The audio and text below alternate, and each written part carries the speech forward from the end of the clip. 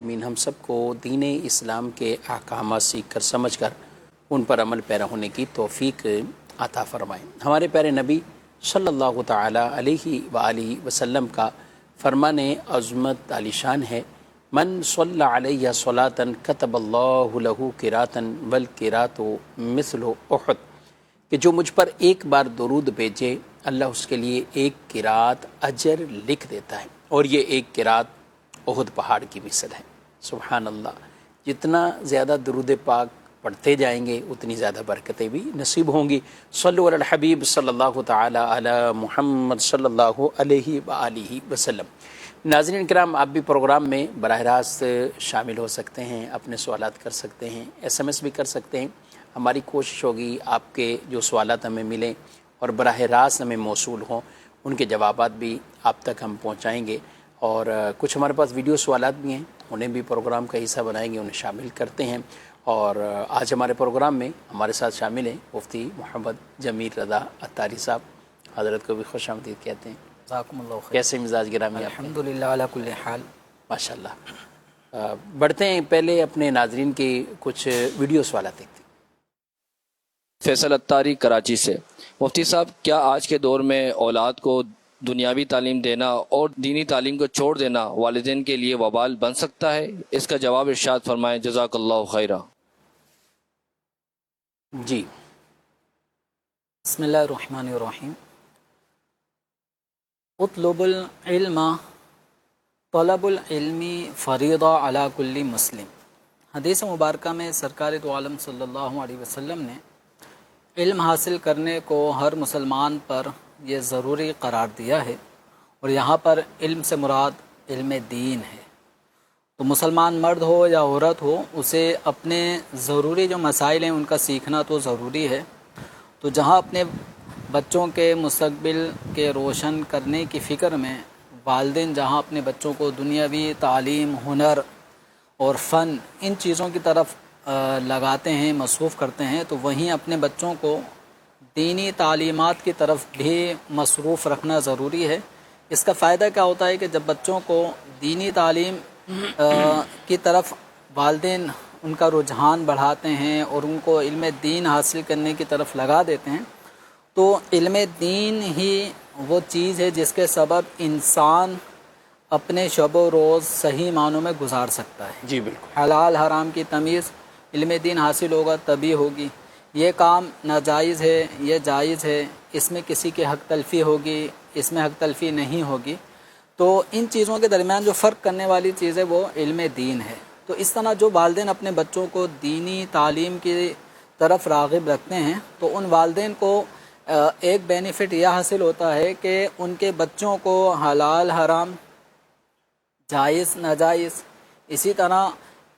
آداب معاشرت کے حوالے سے جو امور دین اسلام نے سکھائے ہیں، ان چیزوں کو ان کے بچے اب سیکھ لیتے ہیں، تو پھر اپنے ماں باپ کے لیے وہ دنیا میں بھی راحت و سکون کا باعث بنتے ہیں۔ اور ایسے والدین جب دنیا سے چلے جاتے ہیں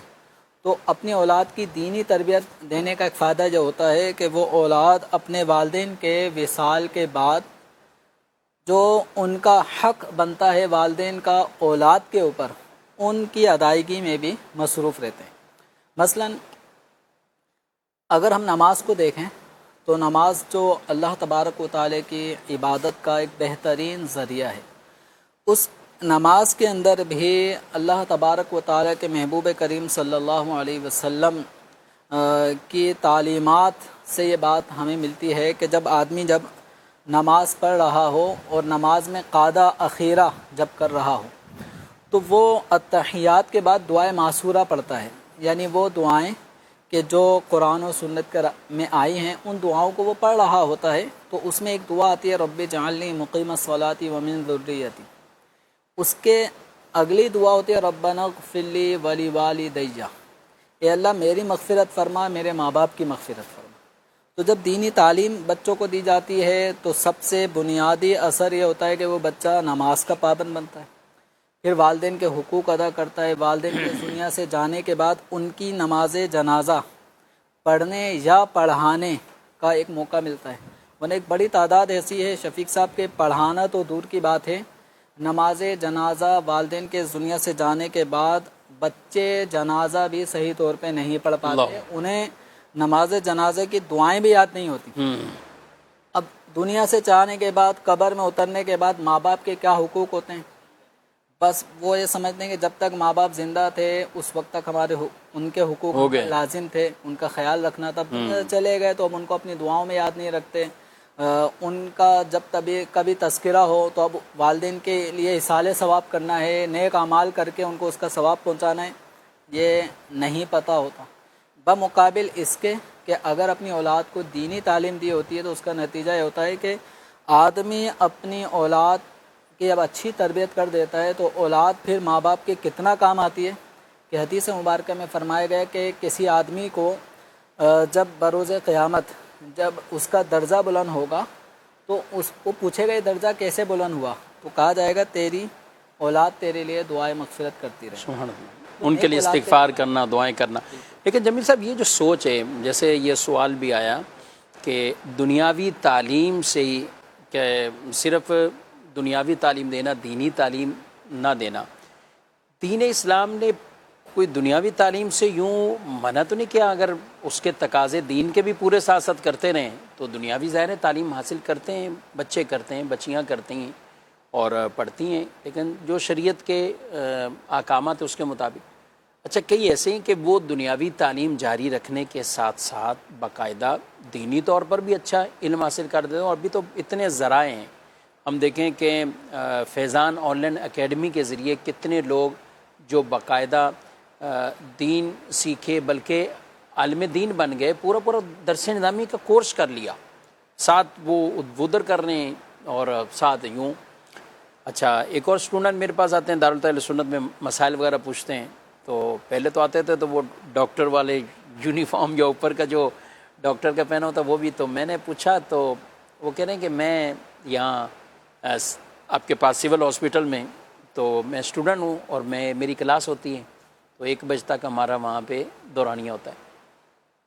اچھا، مسائل کا اتنا شوق، دین کے مسائل کا، احکامات کا اتنا شوق ہے ماشاءاللہ، تو وہ رہنمائی لیتے ہیں۔ اب یہ شوق ہی ان کو اس بات پر ابھارا کہ میں خود بھی عالم کیوں نہ بن جاؤں، وہ شروع ہو گئے کہ میں نائٹ جامعہ میں، جامعۃ المدینہ نائٹ میں باقاعدہ پڑھنے لگے، ابھی 2 درجے میں، یعنی شروع ہو گئے۔ اچھا، ہم نے جب دستار فضیلت ہوئی یہاں پر علماء کے حوالے سے، تو اب دیکھیں اس میں کئی ایسے کہ جو دنیاوی معاملات میں بھی تھے اور ساتھ ساتھ انہوں نے ادھر سے بھی فراغت حاصل کی۔ تو محض دنیا کی تعلیم وہ روکتی یہ نہیں ہے کہ دین سے آدمی بالکل کٹ کر رہ جائے، کئی ایسے ہوتے ہیں کہ جو اپنے ٹائم کو استعمال کرتے ہیں اور دن نہیں تو رات، رات نہیں تو دن۔ اچھا، پھر اس میں یہ ضروری بھی نہیں کہ درس نظامی ہی ہر آدمی کرے، جو ضروری علوم ہیں وہ اور ذرائع سے بھی سیکھے جا سکتے ہیں، جیسے کوئی ڈائریکٹ انہوں نے فرض علوم کی ہی کورسز کی کلاس لے لی بالفرض فیضان آن لائن اکیڈمی سے کہ ہم روزانہ 1 گھنٹہ کی فرض علوم کی کورسز کی کلاس لیتے ہیں، تو یہ رفتہ رفتہ ایک اچھا خاصا یوں علم سیکھ جائیں گے، کیا خیال ہے؟ بالکل، یہ علم کے جو ذرائع ہیں، مستند ذرائع ہیں، تو ان سے بالکل رابطہ رکھنا چاہیے۔ الحمدللہ جیسے فیضان آن لائن اکیڈمی کے حوالے سے مفتی شفیق صاحب نے رہنمائی فرمائی، تو اس طرح مختلف کورسز ہیں، مختلف علوم کے حوالے سے، مختلف مسائل کے حوالے سے کورسز کروائے جاتے ہیں، ان کو ضرور آپ سیکھیں، فیضان آن لائن اکیڈمی سے سیکھیں۔ جامعۃ المدینہ میں داخلہ لے کر بھی آپ علم دین حاصل کر سکتے ہیں۔ اسی طرح دارالافتاء اہل سنت سے مربوط رہیں، فون کے ذریعے سے آپ سوالات کر کے رہنمائی حاصل کر سکتے ہیں، ای میل کے ذریعے سے رہنمائی حاصل کر سکتے ہیں، واٹس ایپ کے ذریعے سے، اسی طرح بالمشافہ بھی آپ مفتی صاحب سے رہنمائی حاصل کر سکتے ہیں۔ تو الحمدللہ ایک بڑا ذخیرہ علم دین کا حاصل ہو جاتا ہے اگر ہم ان ذرائع میں سے کوئی ایک ذریعہ استعمال کرتے ہوئے دارالافتاء اہل سنت سے رابطہ رکھتے ہیں۔ تو یا مدنی چینل پر جو دارالافتاء اہل سنت کے جو سلسلے دکھائے جاتے ہیں یہ بھی اگر آپ پابندی سے دیکھیں، اور اگر کبھی مس ہو جائے تو یوٹیوب وغیرہ پر جا کر بھی آپ دارالافتاء اہل سنت کے سلسلے کو دیکھ سکتے ہیں۔ ماشاءاللہ، کراچی شہر میں اور اس کے اطراف میں بہت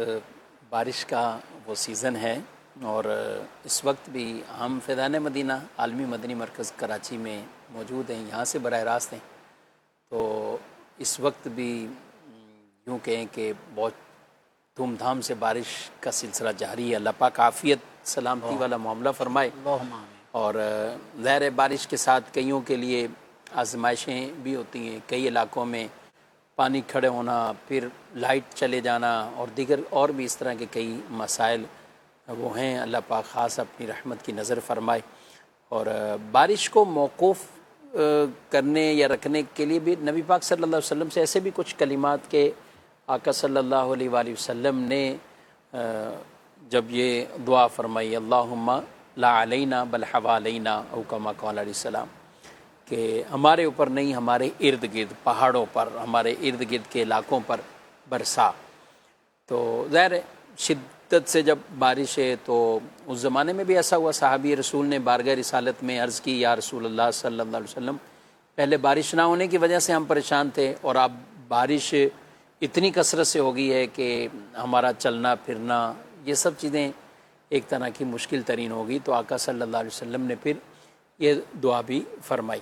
اللہ پاک ہمیں نفع مند بارش عطا فرمائے اور ہمیں عافیت عطا فرمائے اور آزمائشوں سے محفوظ رکھے. جمیل صاحب مسئلے کی طرف آتے ہیں. عام طور پہ روڈ پر جب بارش ختم ہوتی تو کیچڑ اور پانی کئی جگہوں پر، اب کہیں سے بائک والا گزرا تو چھینٹے پڑ گئے، کہیں سے خود چھینٹے، کہیں گاڑی نے. تو بعض جو اپنے گھروں سے ظاہر باہر نکلے ہوئے ہیں، نماز پڑھتے ہیں، مارکیٹ میں ہیں، جاب پہ ہیں، تو یہ چھینٹے پڑ جاتے ہیں تو اس سے بھی تھوڑا سا ان کو پریشانی ہوتی ہے. تو ایسی صورت میں آپ کیا کہیں گے؟ عمومی طور پہ ایک ذہن میں خیالات آتے ہیں اس طرح کہ کیونکہ جس محلے میں، علاقے میں ہم رہ رہے ہوتے ہیں، جہاں جن روڈوں سے، سڑکوں سے ہمارا روزانہ گزر ہوتا ہے، تو وہاں بعض اوقات گٹر لائن کا پانی، سیوریج کا پانی بھی بہہ رہا ہوتا ہے.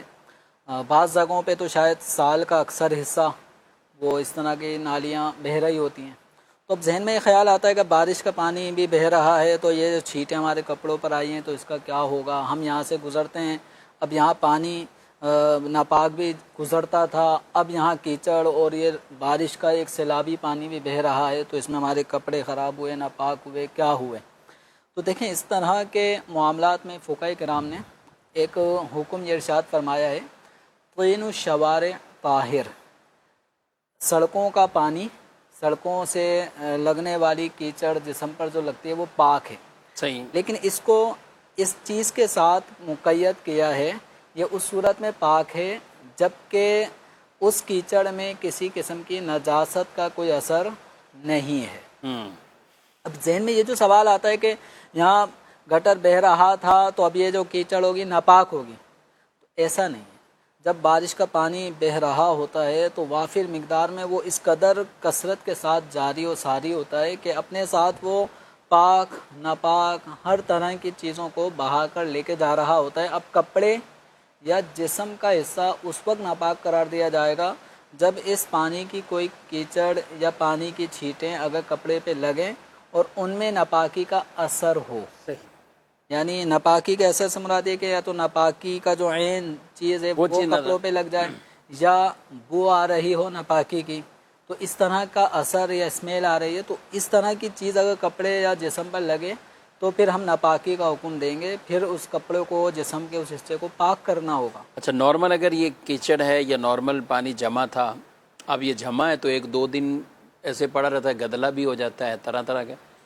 بعد کا اس پانی سے بھی اسمیل آنے شروع ہو جاتی، لیکن یہ نہیں پتہ ہوتا کہ ناپاکی بھی یہاں پر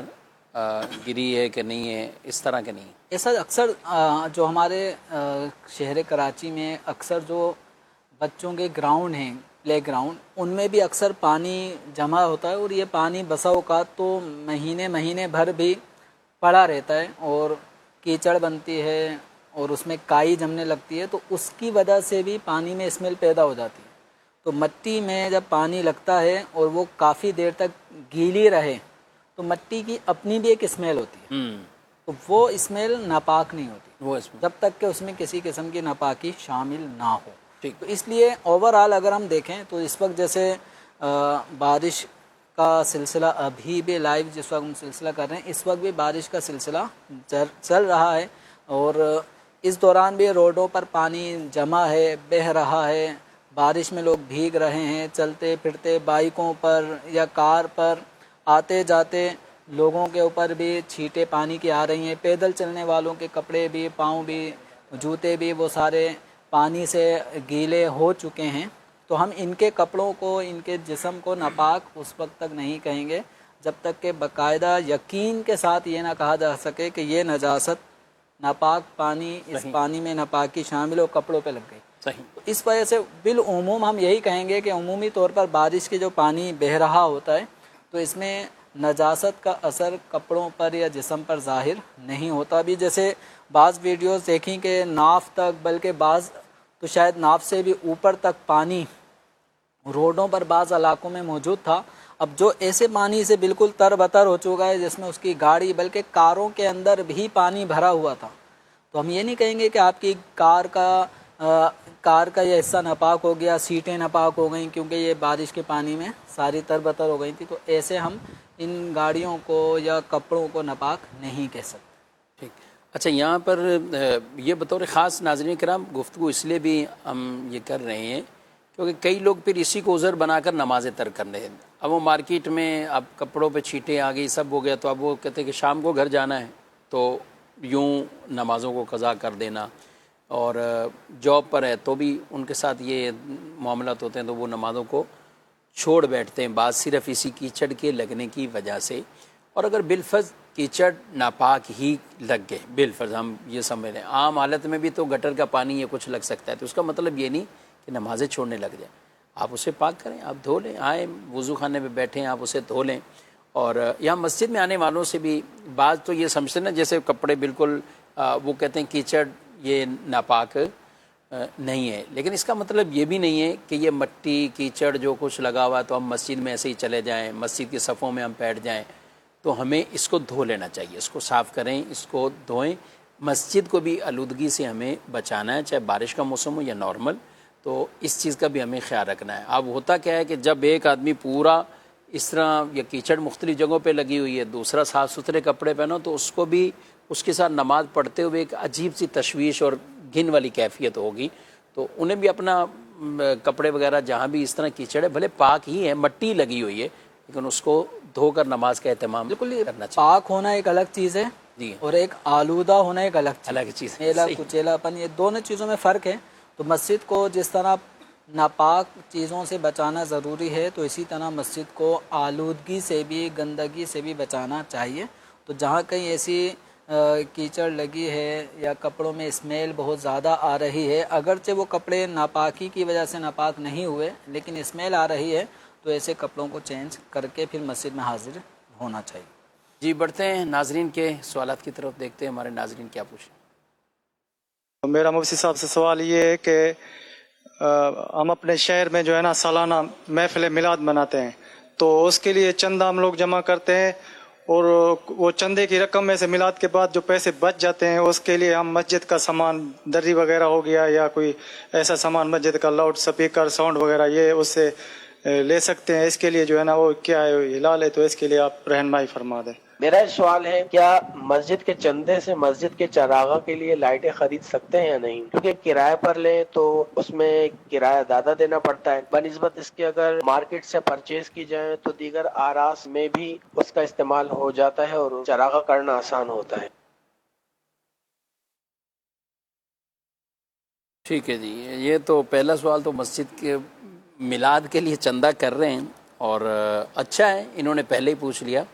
ورنہ عام طور پہ جمیل صاحب تو میلاد شریف ہونے کے بعد پوچھا جاتا ہے کہ اب چندہ بچ گیا اب کیا کرنا چاہیے،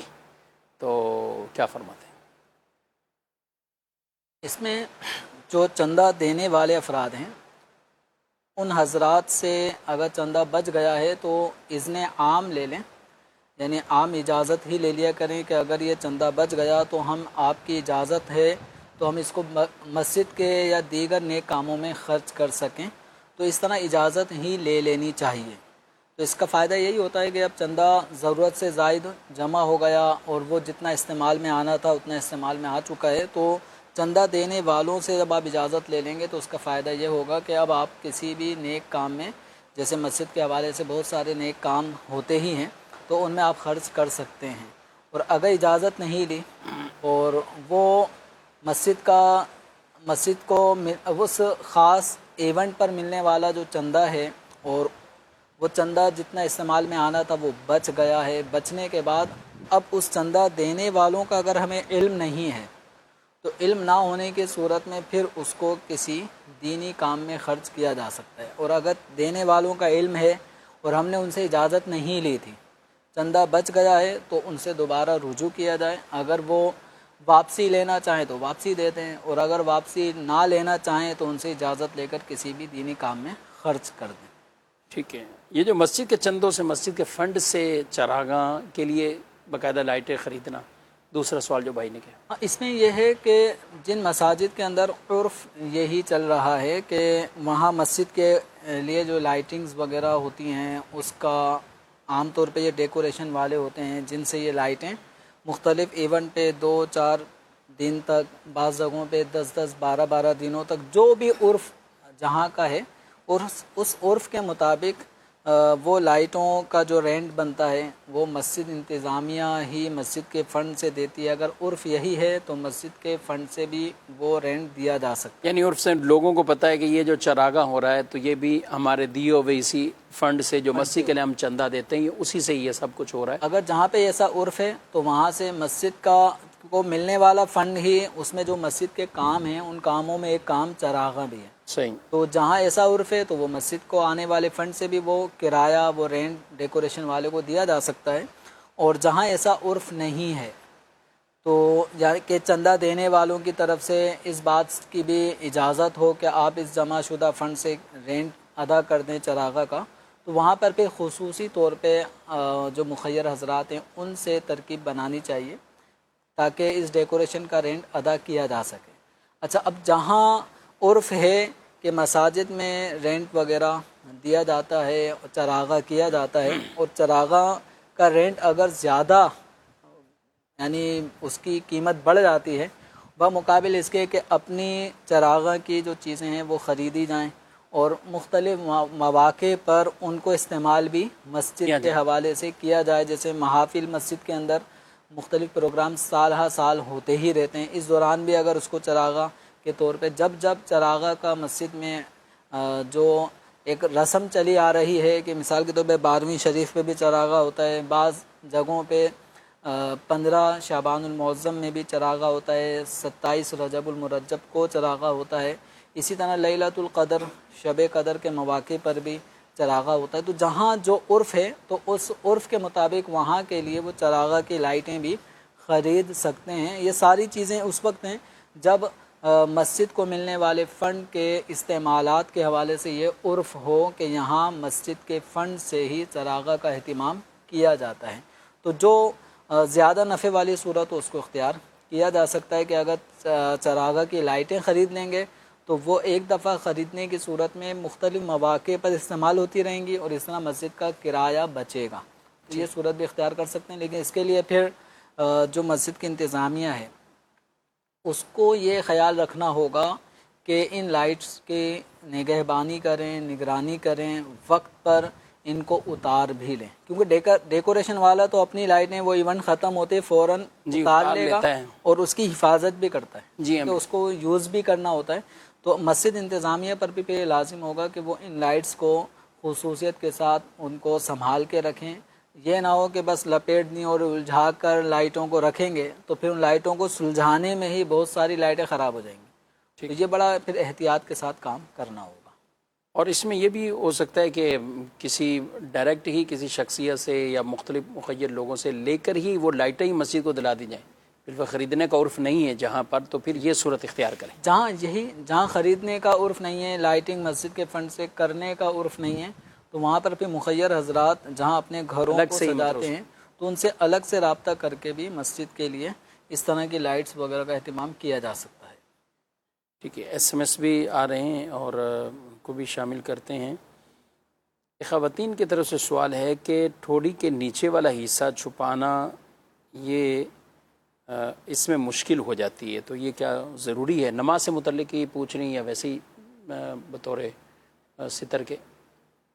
عورت کے جو نماز میں جن اعضاء کا چھپانا ضروری ہے وہ ان میں سے 5 اعضاء کا استثناء کیا گیا پوری جسم سے، جس میں ہتھیلیاں اور اس کا اوپر کا حصہ، دونوں ہاتھ، تو 2 اعضاء یہ ہو گئے، دونوں پاؤں اور اس کے تلوے 4 یہ ہو گئے، اور ایک عورت کے چہرے کی ٹکلی۔ اب چہرہ جو عورت کا ہوتا ہے وہ تھوڑی تک، یہ حصہ پیشانی کے بال جہاں سے جمتے ہیں یہاں سے کان کی لو، اور یہ تھوڑی، یہ والا جو حصہ ہے یہ چہرے میں شامل نہیں ہے۔ جو گردن کی طرف کا حصہ ہے اور تھوڑی سے نیچے جو نرم حصہ ہے یہ چہرے کے تعریف میں داخل نہیں ہے، تو لہذا احتیاط کے ساتھ اس انداز سے اسکارف پہنا جائے یا دوپٹہ لپیٹا جائے جس کے اندر یہ حصہ نظر نہ آئے، کیونکہ جن اعضاء کو عورت ظاہر کر سکتی ہے نماز میں ان میں یہ حصہ شامل نہیں ہے، تو لہذا اس انداز سے چادر کو لپیٹے یا اسکارف اس انداز سے لے کے یہ حصہ نظر نہ آئے۔ پھر بھی اگر نظر آ جاتا ہے نماز میں تو یہ اتنی بڑی مقدار نہیں ہے کہ جس کی وجہ سے نماز نہ ہو۔ صحیح، لیکن صرف تھوڑی کا حصہ نیچے والا جو تھوڑا سا نظر آئے یہ، تو اس سے نماز ہو جاتی ہے، اگرچہ یہ حصہ یہ ظاہر کرنے والے اعضاء میں شامل نہیں ہے، ٹھیک لیکن احتیاط کوشش کریں گے، پریکٹس کریں گے تو عادت بنی جائے گی۔ ٹھیک جی، مزید سوال۔ میرا مفتی صاحب کے بارگاہ میں یہ سوال ہے کہ آج کل سوشل میڈیا کا دور ہے، نیٹ کے ذریعے ایک گاڑی منگوانا، اس میں سفر کرنا، اور اس میں جو ڈرائیور جو کما رہا ہے، یہ کمانا کیسا، یہ جائز ہے یا ناجائز ہے؟ مزید میرا سوال یہ ہے کہ اگر کوئی شخص کسی سے 15-20 سال پہلے لاکھ روپے قرض لے اور اب واپس کرنا چاہتا ہے تو کیا شرعاً نسبت 10 لاکھ ہی واپس کرنا لازم ہے؟ جبکہ آج کی ویلیو کے حساب سے زیادہ رقم بنتی ہے، کیونکہ 20 سال پہلے 10 لاکھ کی ویلیو بہت زیادہ تھی، مگر آج کل وہ ویلیو نہیں ہے۔ براہ مہربانی رہنمائی فرماتے ہیں۔ بہت مہربانی اس کی، اگر وہ واپسی کر دیتا ہے اور اتنے ہی پیسے واپسی کر دیتا ہے، ویسے تو 15-20 سال جتنے گزار دیے ہیں کون واپسی کرے گا؟ جمیل صاحب، آج کے جو لوگ بعض اوقات قرض تو مجبوری میں یا کسی طرح بھی لے لیا، لیکن اب اس کو اتنا طول دے دیا 15-20 سال، اب جو یہ کہہ رہے ہیں 10 لاکھ اگر 20 سال پہلے ہی انہوں نے دیا تھا اور آج تو اس کی ویلیو کہاں سے کہاں چلے گی؟ اچھا، اس میں دونوں طرف سے بعض کا زیادتی ہوتی، ایک اس طرح یہ ڈیلے کر رہا ہے، لیٹ کر رہا ہے، دوسری طرف سے یہ مطالبے شروع ہو جاتے ہیں، ہم نے 10 لاکھ دیا تھا اب ہم 15 لیں گے، 12 لیں گے، آپ کیا کہتے ہیں؟ قرض دینا ایک نیکی ہے، اور قرض عمومی طور پر جب آدمی مجبور ہوتا ہے اسی وقت طلب کرتا ہے، ایک نارملی بات ہے یہ، لیکن بعض لوگ بلا وجہ بھی قرض کا مطالبہ کرتے ہیں، حالانکہ انہیں قرض کی ضرورت نہیں ہوتی، لیکن قرض مانگنے کی بعض لوگوں کو عادت پڑ چکی ہوتی ہے، جس کو ہم لت بھی کہہ سکتے ہیں۔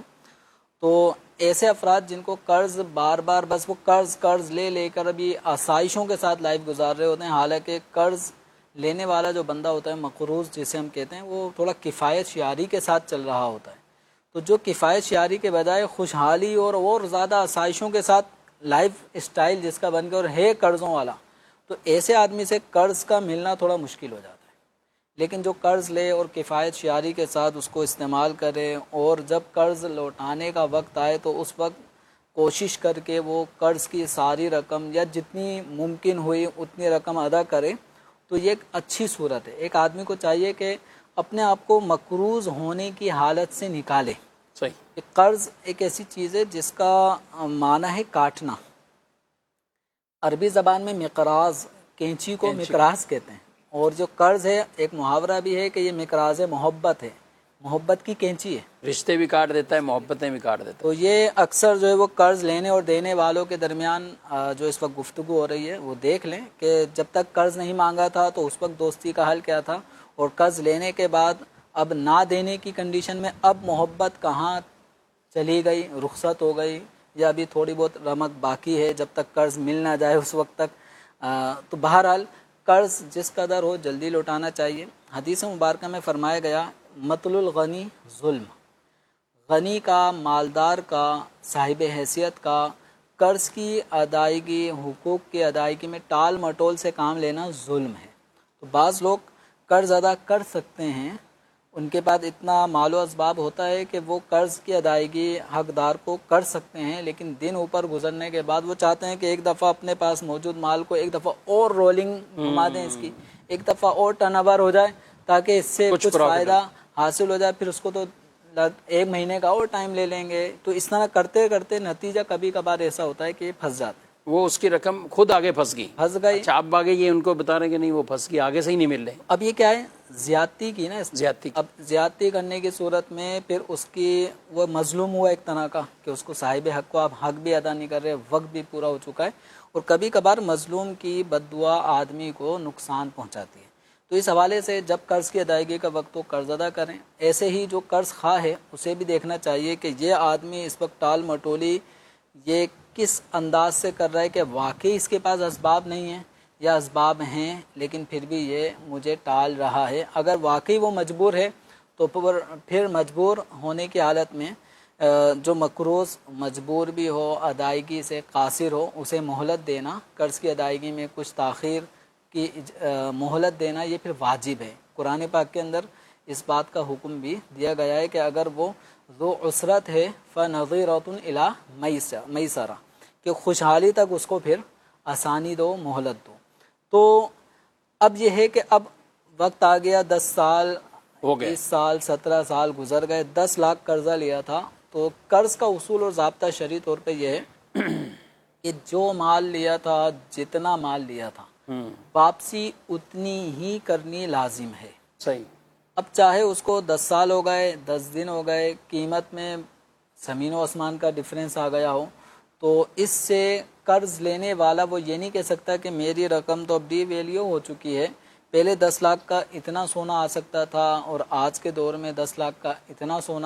سا سونا آ رہا ہے, لہذا آپ مجھے 10 کی جگہ 15 دو, 12 لاکھ دو. تو اس طرح یہ اضافی رقم کا مطالبہ نہیں کر سکتا. لیکن جو قرض لینے والا ہے, شریعت مطہرہ ہمیں یہ درس دیتی ہے کہ جو آپ کے ساتھ بھلائی کرے آپ بھی اس کے ساتھ بھلائی کا معاملہ کریں.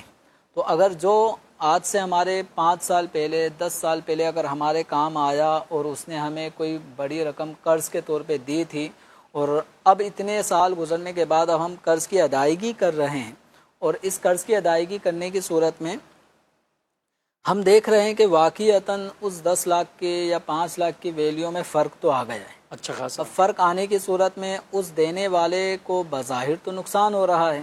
تو لہذا ایسی صورت میں یہ جب قرض لوٹائے تو 5 لاکھ جو واجب الادا تھا یا 10 لاکھ قرض لیا تھا جو واجب الادا تھا, اس کی ادائیگی کے ساتھ ساتھ اپنی خوشی سے اپنی مرضی سے قرض خواہ کو اضافی کچھ نہ کچھ چیز دینا چاہے تو دے سکتا ہے, کہ ہمیں حقوق کی ادائیگی میں احسن طریقے سے حق ادا کرنے کی تعلیم دی گئی ہے. اچھا, یہ جب کہ پہلے شروع سے ایسا کوئی طے بھی نہیں ہے, پہلے طے نہ ہو, اور نہ ہی کوئی انڈرسٹوڈ ہے کہ ایسا بعد میں کچھ زیادہ نفع ملے, ایسا درمیان میں بھی مطالبہ نہ کیا جا رہا ہو کہ میں اضافی لوں گا اس وجہ سے وہ اضافی دے رہا ہو, ایسا بھی نہ ہو. بلکہ لیکن ابھی جو سوال ہے یا لوگوں میں جو یہ تقاضا بھی کرتے ہیں وہ یہ کہہ کے کرتے ہیں کہ ویلیو پیسے کی یہ ہو گئی ہے, اس وقت ہوتی تو میرا پیسہ یہاں تھا, آج یہ ہے. تو یہ تو تقاضا بن گیا, اس پہ جو تقاضا ایسا کرے گا اس کا تقاضا کرنا جائز نہیں ہے. ٹھیک. یہ جو قرض ادا کرنے والا ہے نا, واپسی مقروض, اسے چاہیے کہ وہ بھلائی کا بدلہ بھلائی کے ساتھ ادا کرے. تو اس پہ لازم نہیں تھا, لیکن یہ اپنی خوشی سے اگر اضافی رقم دینا چاہے, 5 لاکھ قرض لیا تھا یہ 6 لاکھ روپے واپسی کرنا چاہے, 10 لاکھ روپے قرضہ لیا تھا 11 لاکھ روپے 12 لاکھ روپے واپس کرنا چاہے, تو یہ اس کی اپنی ثوابدید پر ہے اور یہ جائز ہے, جبکہ قرض دینے والے شخص کی طرف سے زیادتی کا مطالبہ قرض دیتے وقت مشروط نہ ہو, ورنہ یہ سود ہو جائے گا. یا درمیان میں اب وہ مطالبہ کر رہا ہے کہ اب تو میں زیادہ لوں گا, تو یہ زیادہ کا مطالبہ کرنا بھی ناجائز ہے. لیکن یہ قرض ادا کرنے والا بغیر مطالبے کے اپنی خوشی سے اگر زیادہ دینا چاہے تو اس کے لیے یہ بلا شبہ جائز بلکہ ایک امر مستحب ہے. ماشاءاللہ. بہرحال کوشش یہی کرنی چاہیے کہ بلا وجہ اپنے آپ کو نہ مقروض کیا جائے, اور قرضہ بھی جب لیں اپنی حاجت کی حد تک. مزید ایسی خواہ کی جو بعض شادیوں میں بیاہ میں یا کچھ اور دعوتوں کے طور پر اپنا آپ دکھانا, لوگوں میں اپنی شہرت واہ کرانے کے لیے وہ اچھا خاصا قرضہ لے لیتے. اب شادی میں تو خوشی ہو گئی کہ قرضہ مل گیا, لیکن اس کے بعد وہی میاں بیوی اور وہی گھر والے فیملی والے وہ پھر پیشانی پہ ہاتھ رکھ کے اب بیٹھے ہوتے ہیں کہ اب کیا کریں. اچھا, جو وعدے کیے ہوئے لوگوں سے وہ بھی پیسے نہیں آ رہے کہ ان کے وعدوں کے مطابق ان کو رقم مل جائے. تو ان چیزوں میں ہمیں بہت سوچ سمجھ کر قدم اٹھانا چاہیے. اللہ پاک عافیت سلامتی والا معاملہ فرمائے. جن کی رقمیں پیسے کہیں ڈوبے ہوئے ہیں پھنسے ہوئے ہیں اللہ ایسے اسباب پیدا فرمائے کہ ان کی رقمیں یا ان کی جائیدادوں پر جو ناحق قبضے ہو گئے، زمینوں پر ہو گئے، دکانوں مکانوں پر ہو گئے، اللہ پاک ایسے اسباب پیدا فرمائے کہ ہر صاحب حق کا حق اسے واپس مل جائے، ہر ایک کے لیے ایسے اسباب پیدا فرمائے. ناظرین کرام، پروگرام آپ نے مشاہدہ کیا ہے. ہمارا پروگرام اپنے اختتام کو پہنچا ہے. آپ سے اجازت چاہتے ہیں. فی امان اللہ. ہادی و رہنما ہمارے علماء، ہو کبھی درپیش جو کوئی مسئلہ، پوچھ لیں حاضر ہو ہم ان کی بارگاہ. سکھر سندھ کے عاشقان رسول کے لیے خوشخبری اب آپ کے شہر میں ہونے جا رہا ہے. عاشقان رسول کی دینی تحریک دعوت اسلامی کا ہفتہ وار سنتوں بھرا اجتماع بسلسلہ استقبال ماہ ربیع الاول اور 15واں جشن ولادت انشاء اللہ عز و جل، جس میں خلیفہ امیر اہل سنت حضرت مولانا ابو اسید حاجی عبید رضا تاری مدنی مدہ ذلہ العالی سنتوں بھرا بیان فرمائیں گے. یہ اجتماع انشاءاللہ 21 اگست 2025 بروز جمعرات ریلوے کرکٹ گراؤنڈ بالمقابل ریلوے اسٹیشن سکھر میں منعقد کیا جائے گا، جو کہ مدنی چینل پر بھی براہ راست دکھایا جائے گا. اجتماع کا آغاز انشاءاللہ رات قریباً 10 بجے ہوگا. سکھر اور اس کے اطراف میں رہنے والے عاشقان رسول اس سنتوں بھرے اجتماع میں بھرپور شرکت فرمائیں. آپ کا مدنی چینل، آپ کا مدنی چینل، آپ کا مدنی چینل، آپ کا مدنی چینل. علم دین حاصل کریں، آؤ علم سیکھیں.